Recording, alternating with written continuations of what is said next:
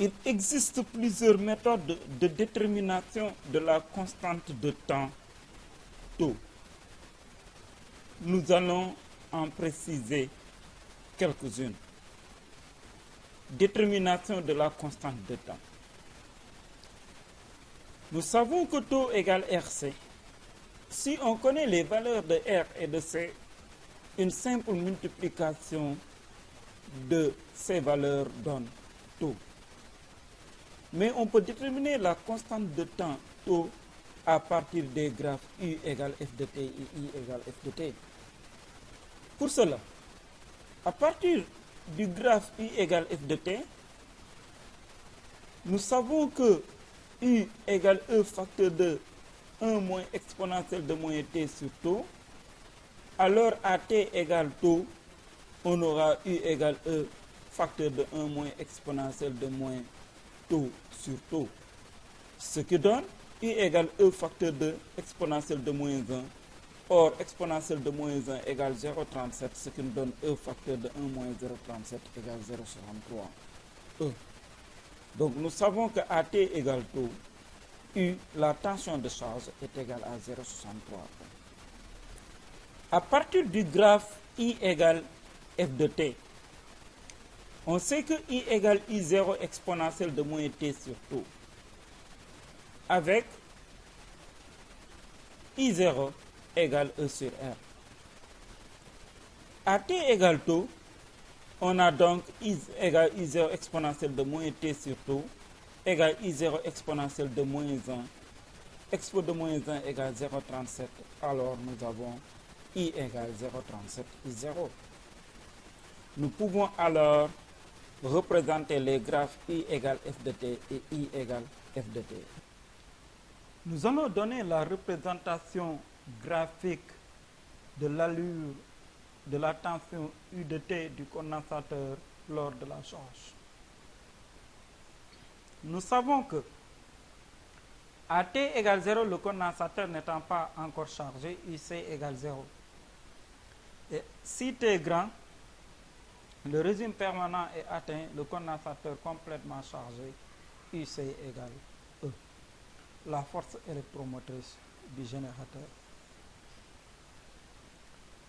Nous avons ici l'axe des ordonnées, IC de t en volts. Là, nous avons l'axe des abscisses, t en secondes. L'origine du repère O étant ici.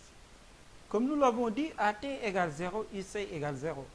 Alors, la courbe IC de t a l'allure suivante, puisque la tension du condensateur lors de la charge croît progressivement pour atteindre une valeur constante, IC égale E, à t grand t tendant vers l'infini, qui est une asymptote horizontale, IC égale F. À partir du graphe IC égale F de t, nous pouvons déterminer la constante de temps tau. La tangente à l'origine à la date t égale 0 à la courbe coupe l'asymptote horizontale à la date t égale tau.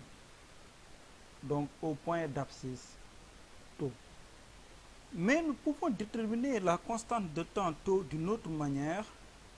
Comme nous le savons, à la date t égale tau, IC égale 0,63 E.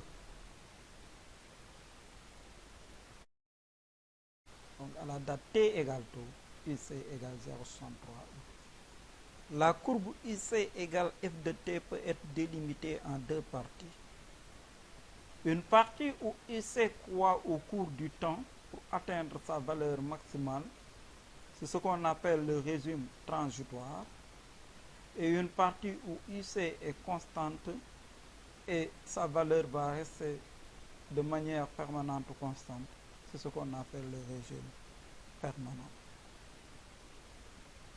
Voilà l'allure de la tension IC égale F de t.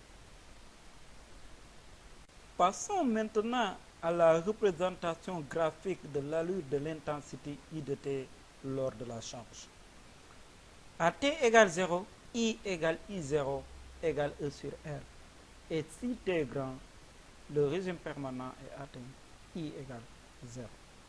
Nous avons ici l'axe des ordonnées I de t en ampères. Là, l'axe des abscisses t en secondes. Et on a O, l'origine du repère. Comme nous l'avons dit, à t égale 0, I égale I0 égale E sur R. Et notre courbe va débuter en ce point où I est maximal et décroît progressivement pour atteindre une valeur nulle. I égale 0 à t grand. À partir de cette courbe I de t, nous pouvons aussi déterminer la constante de temps tau. Le tracé de la tangente à la date t égale 0 permet de déterminer tau, car cette tangente coupe l'axe des abscisses qui est l'asymptote horizontale à la date t égale tau. On peut aussi déterminer la constante de temps d'une autre manière, puisque nous savons qu'à la date t égale tau, I égale 0,37 I0.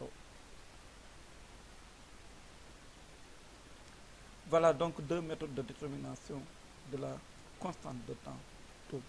Cette courbe I égale f de t peut être délimitée en deux parties.